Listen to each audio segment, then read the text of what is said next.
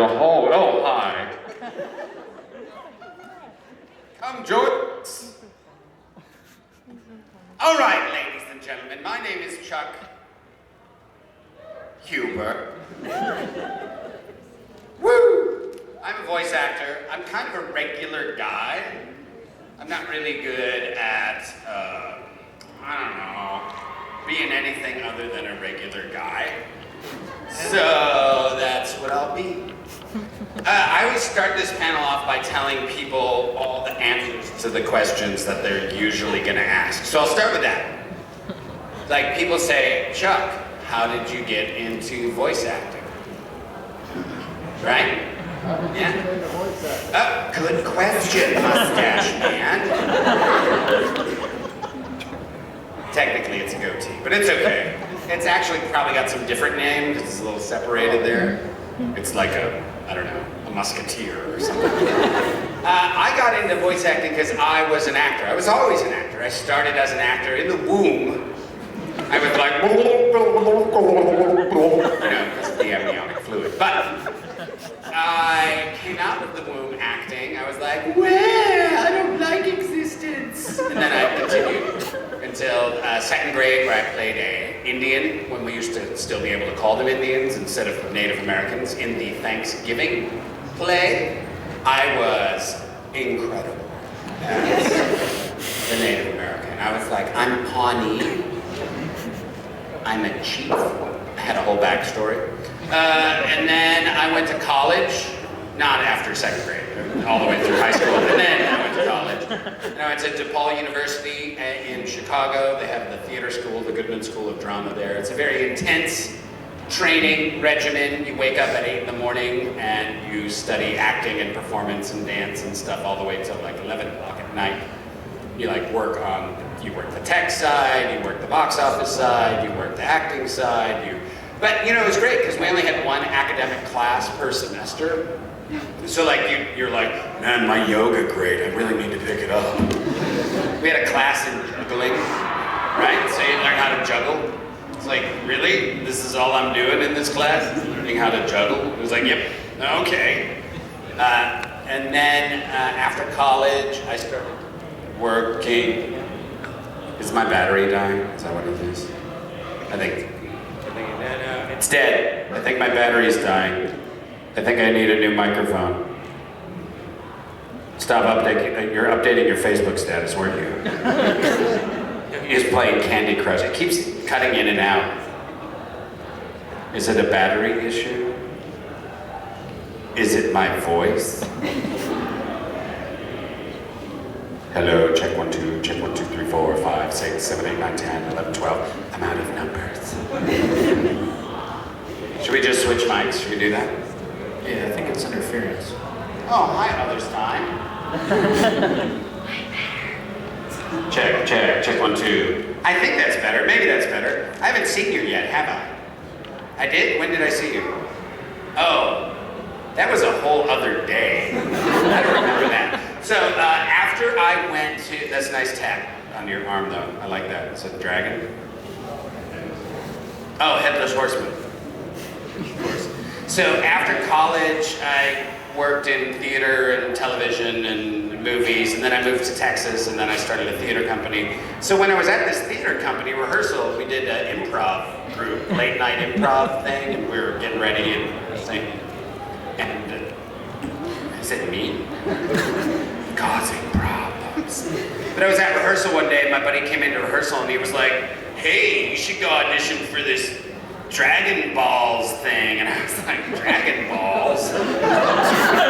Sounds like porn. And he was like, no, it's Japanese anime. And I'm like, definitely porn. He was like, no, it's really cool, you should audition for it. So he gave me this number of this guy named Chris Sabat. And I was like, I wonder if it's pronounced Sabat or Sabat. And then I called him and I was like, beep, beep, beep, beep, beep, beep, beep, because I had a microphone phone back then. And he answered, hey, hi. And I was like, hey, man, my buddy Brad gave me your number and said I should come audition for your Balls show. And he's like, oh, yeah, it's Dragonballz Z. Dragonballz Z is the way. Yeah, oh, yeah, you should come in and audition, man. It'd be really, yeah, because, like, oh, hold on, I got something to stuck to my leg. Yeah, okay, I got it off. No, yeah, you want to come in like 4 o'clock tomorrow? 4 or 5 tomorrow would be good. You want to, let me get a pen. And I said, yeah, 4 o'clock tomorrow would be great. And he goes, okay, yeah, okay, I got it, yeah. So what was your name? Chuck. Oh, yeah, great. Okay, so 4 o'clock tomorrow, come to the, okay, I gotta go. So, yeah, okay, bye. Like, that was weird. And then I went the next day, I wrote it down in my day planner. That's how long ago it was. I had a day planner. That's a series of pieces of paper which are made from trees in an order with dates written on them, and you write things in them with something called a pen. It's a really exciting way to keep track of your life. And so the next day I was going to the audition, and it was one of those horrible days, where you're like, my bank account's overdrawn, this sucks. The hot water heater's broken, and I'm a homeowner. I hate life, okay, I'll go to the audition. And you're like driving to the audition, and you get I got a flat tire. And it's like, oh God, flat tire. And it was raining, and I'm changing the flat tire in the rain, and I'm like, I'm just gonna skip this stupid audition. This dumb Dragonballz anime thing, it doesn't mean anything, it's stupid. Just skip it. And then, you have that like inner voice you hear, it was like, Chuck, go. It was Vic Mignogna's voice. It was like, Chuck, go to the audition. I'll need you in Star Trek Continues later. And I was like, okay, Vic. Voice. It's funny, if you remove the O and the E, voice becomes Vic. And so it wasn't really Vic's voice, but we all have that sort of inner voice that tells us things.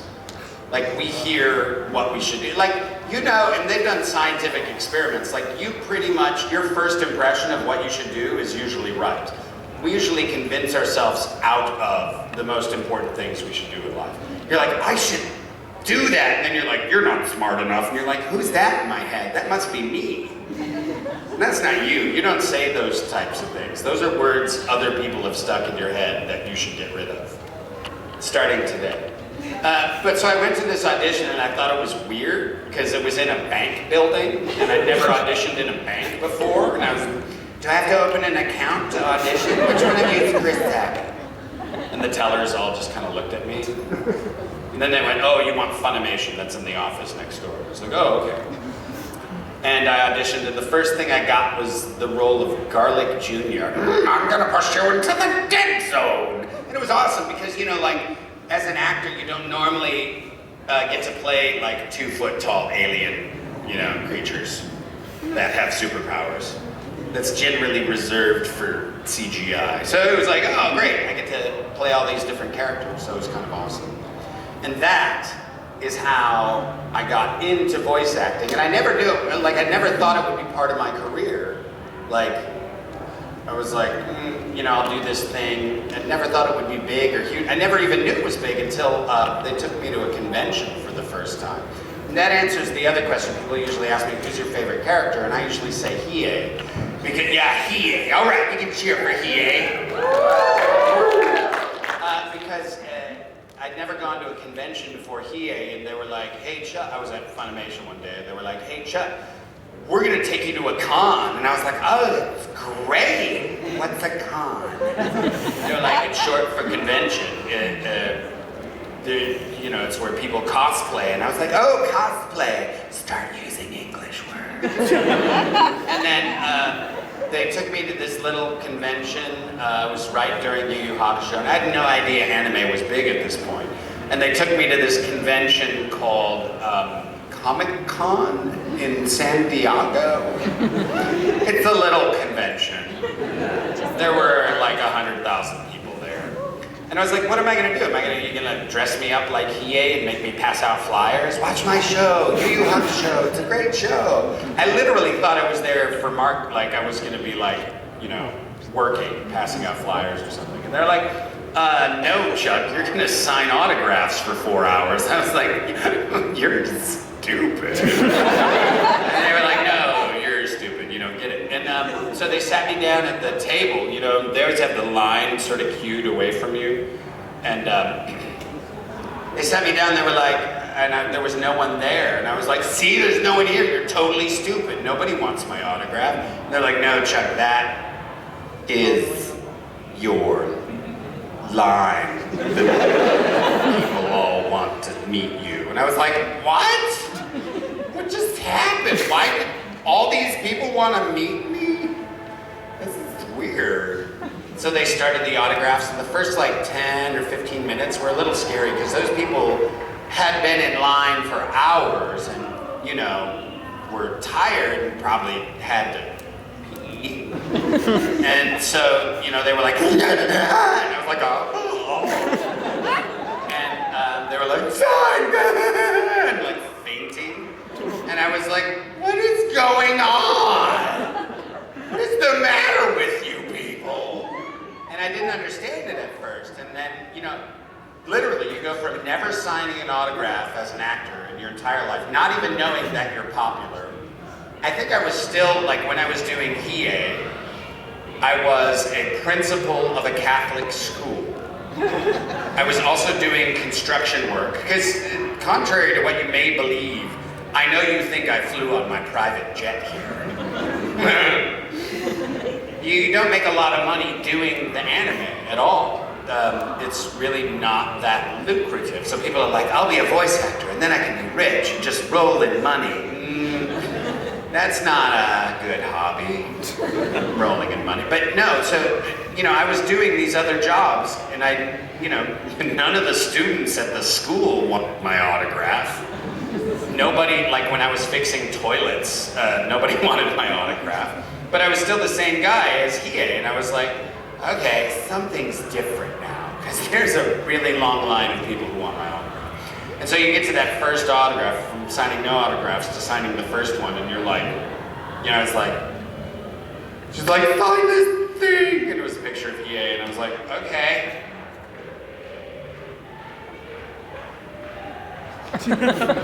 No. Do you want the middle name too? No, I can skip it? Okay. I'm gonna put it